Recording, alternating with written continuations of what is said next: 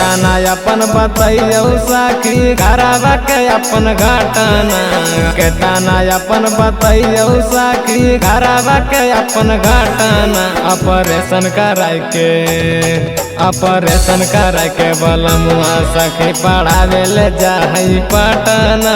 Operation कराय के बलमुआ सखी पढ़ावे ले जाई पटना। देखी के एकर रहनिया माथा दर्द करो है केतना। देखी के एकर रहनिया माथा दर्द करो है केतना। ऑपरेशन कराय के बलमुआ सखी पढ़ावे ले जाई पटना। ऑपरेशन कराय के बलमुआ सखी पढ़ावे ले जाई पटना।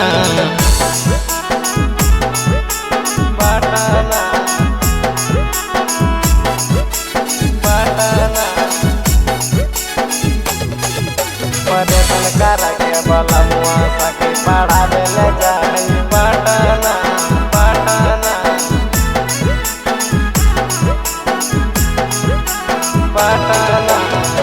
घरवा में तनिको नहीं करले तो है काम है।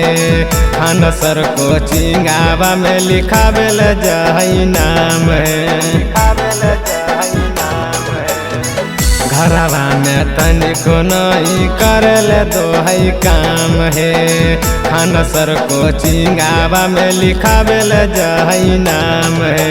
काहे सरकार महिला के छूट दिलक एतना। काहे सरकार महिला के छूट दिलक एतना। ऑपरेशन कराय के बलमुआ सखी पढ़ावे ले जाई पटना। ऑपरेशन कराय के बलमुआ सखी पढ़ावे ले जाई पटना।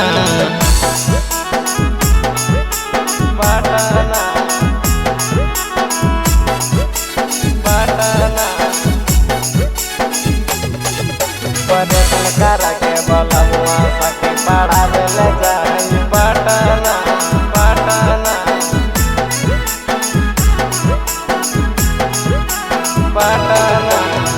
महिला टीचर के बाराई रहलै फारम।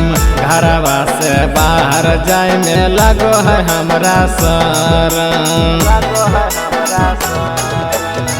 महिला टीचर के बाराई रहलै फारम। घरवा से बाहर जाय में लगो है हमरा शरम। निकल समनीस करो अति हमरा पर कतना। निकल समनीस करो अति हमरा पर कतना। ऑपरेशन कराय के बलमुआ सखी पढ़ावे ले जाई पटना। ऑपरेशन कराय के बलमुआ सखी पढ़ावे ले जाई पटना।